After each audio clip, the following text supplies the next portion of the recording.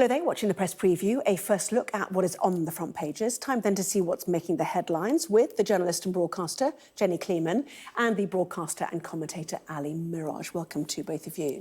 So as ever, let's take a look at the front pages first of all.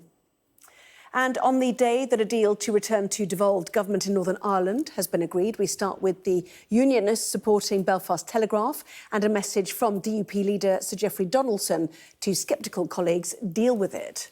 The Financial Times reports that the International Monetary Fund has downgraded the UK economy and advised the Chancellor, Jeremy Hunt, against cutting taxes. The Times, meanwhile, says Mr Hunt has told his party that there is little room for big tax cuts. The Eye says the Foreign Secretary, Lord Cameron, didn't get Downing Street approval for his recent comments about a possible two-state solution to the Israel-Hamas conflict, words that were interpreted as a major shift in UK attitudes. The Telegraph reporting that Britain is now ready to send an aircraft carrier to the Red Sea to help combat Iran-backed Houthi rebels in Yemen who've been attacking shipping there. The Guardian has been speaking to medical experts who say the state of the NHS should now be declared as a national emergency. The Express has been speaking to the Home Secretary, James Cleverly, who tells the paper that tough new immigration rules will stop the UK population soaring to 74 million by 2036. The Daily Mail has seen documents which reveal that discredited BBC journalist Martin Bashir blamed racism for the scandal over his interview with Princess Diana in 1995. The Metro says the age of the cyborg has finally dawned after a medical firm run by Elon Musk implanted a chip in the brain of a patient designed to help them regain the use of their limbs. And it's the same lead for the Daily Star with the headline, Rise of the Cyborgs. Well, a reminder, by scanning the QR code you'll see on screen during the programme, you can check out the front pages of tomorrow's papers for yourself while you listen to our guests. So let's head straight to them, to Jenny Kleeman and Ali Miraj. And Jenny, we're going to kick off actually with the Daily Mail. It's just dropping actually now, all of this information, a Freedom of Information request, which has led Martin Bashir, we found out, to blame racism, his background and professional jealousy, we're told, for those accusations about his interview with Princess Diana. Yes, there was a Freedom of Information request relating to emails that were sent in 2020 when this was being discussed. You have to remember also that this was being discussed for many, many years, the idea that he secured his interview with Princess Diana using faked documents that made her feel that there was an urgency, that she was being betrayed, that made her perhaps not trust her staff, which might have contributed to the decisions that she took that led her to be in Paris without a kind of royal escort to look after her. But that's another that's another iteration of all of this.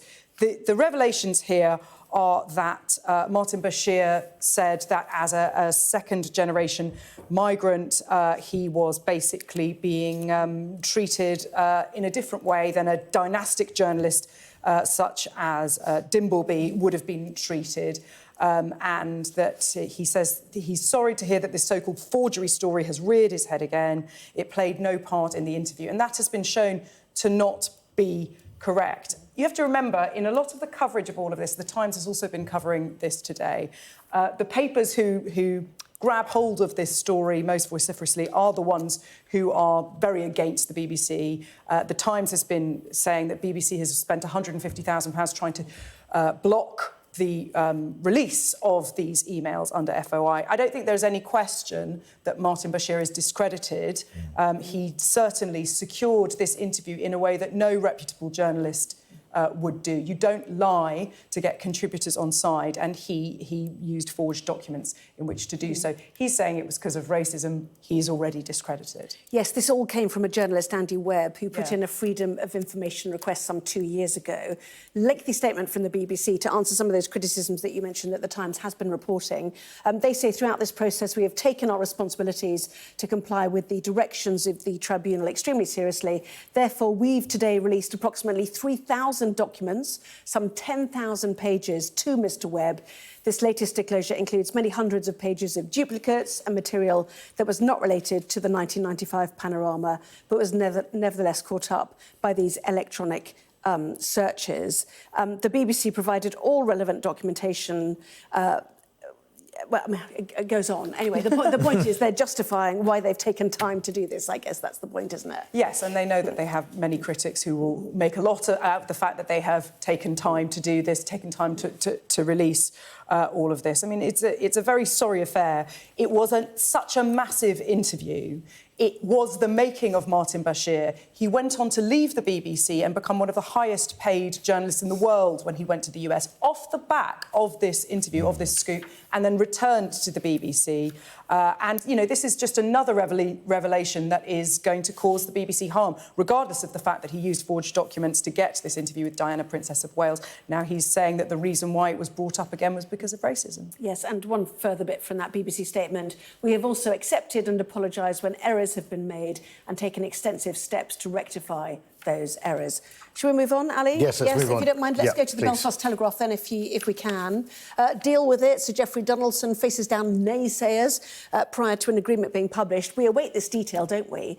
And its implications, which are very interesting. Well, we do await the detail. It's going to apparently come out later this week. And we know that Sir Geoffrey Donaldson was in a 5-hour meeting with his party members last night.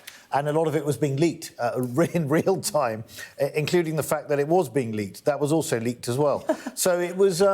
Look, the good thing is for the people of Northern Ireland that the Stormont Assembly is going to be back. That is a very positive move.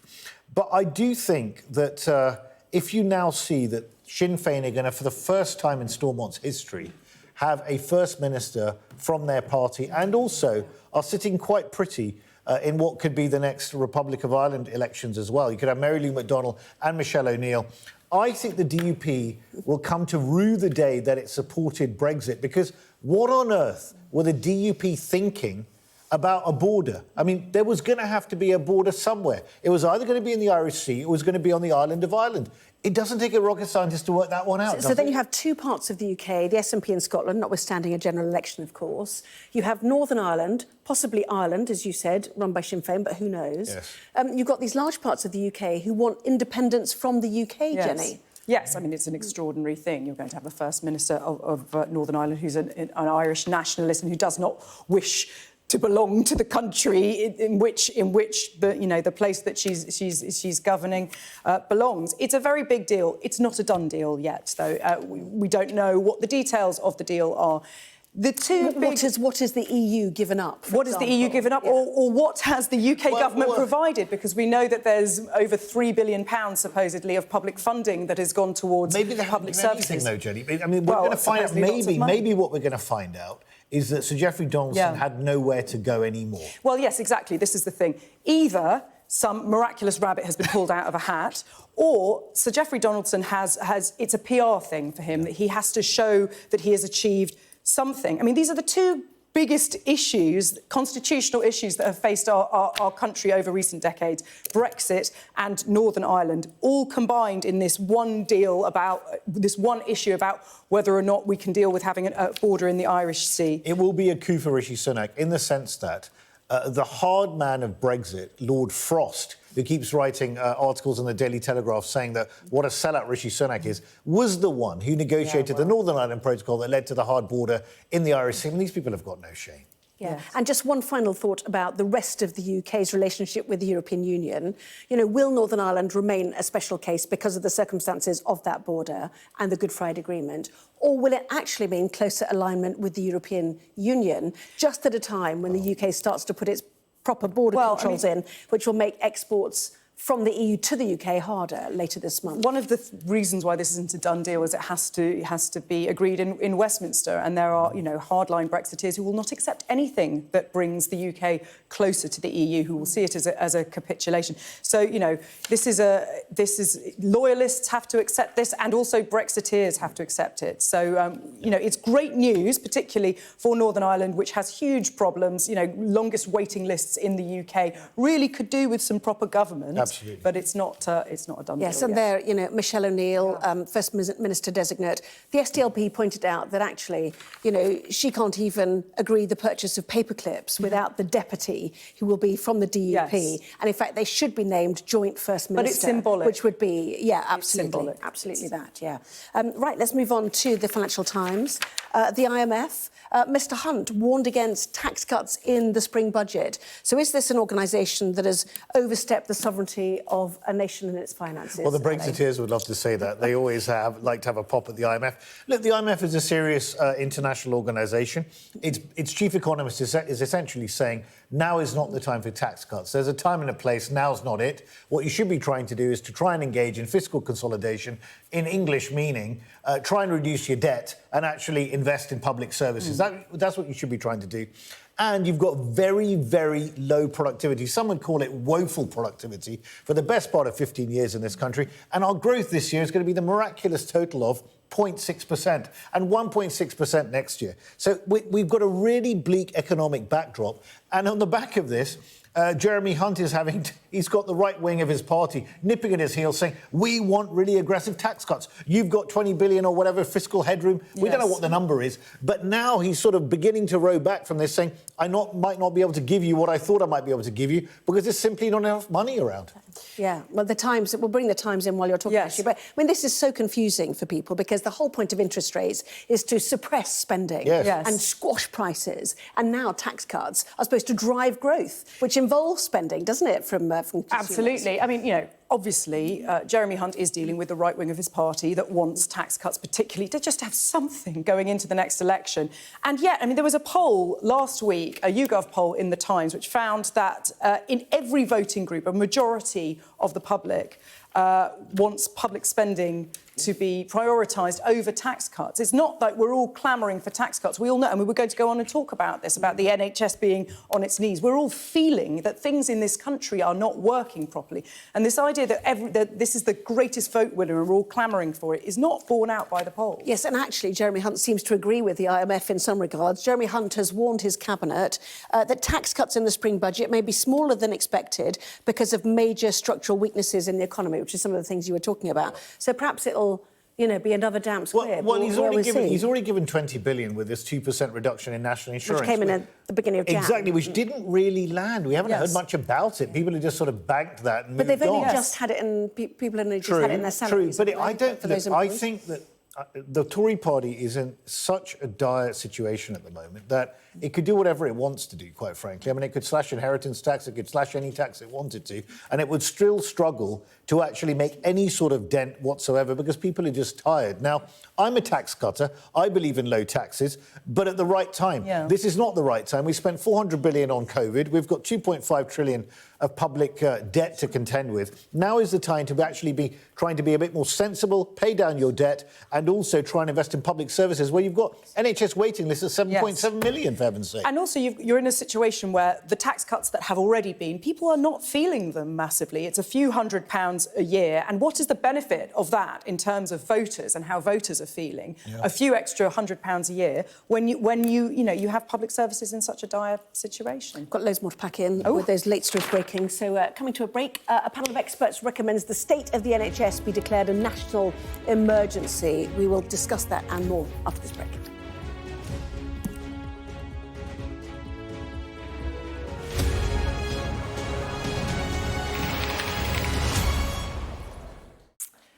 Well, welcome back. You are watching the Press Preview, joined once again by Jenny Kleeman and Ali Miraj. Welcome back to both of you. So let's go to David Cameron. Has given hope to the Palestinians, talking about a two-state solution once again, Ali.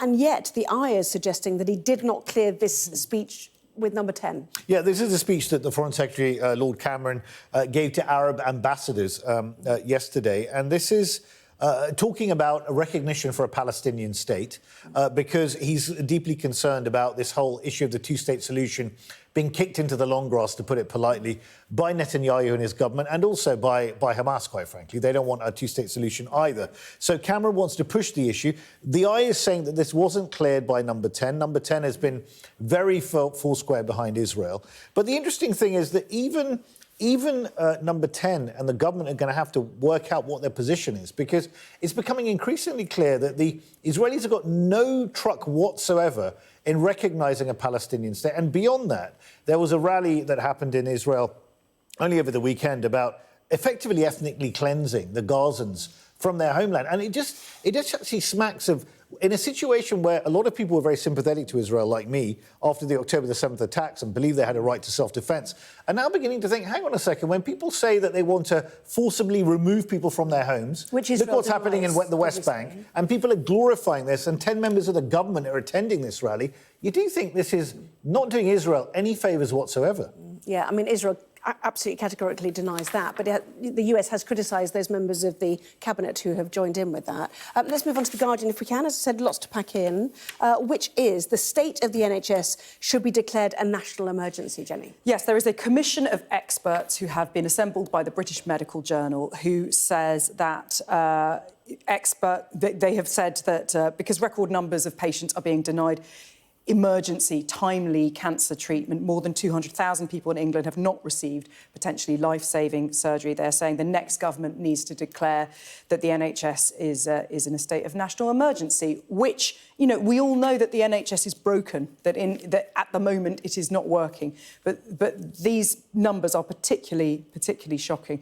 222,577 people did not begin treatment between 62 days between January 2020, just before COVID struck, and last November. These are people with cancer. This is terrible. This is, you know, this is really, really shocking. Yeah, and just moving on to the last story, sorry to rush you. The dawn of the cyborg, it's in the Metro and the Daily Star. Well, I've only left you 10 seconds, Ali. It's not really possible. It's a rather complicated story in that, is it? Really? Well, it's going to transform everything. I mean, if people can actually, if this technology can actually read what you're thinking and actually move your limbs accordingly, I mean, this is the dawn of a new age. Would you trust Elon Musk to put a chip in your brain, given what he's done to Twitter? Probably not. But, you know, if it helps people who actually, you know, can't move their limbs, you know, who am I to say? OK, we didn't get to the changing of the day of leap year. All to come, obviously. Jenny Kleeman, Ali Miraj, thank you. See you for the 11. Here's the weather.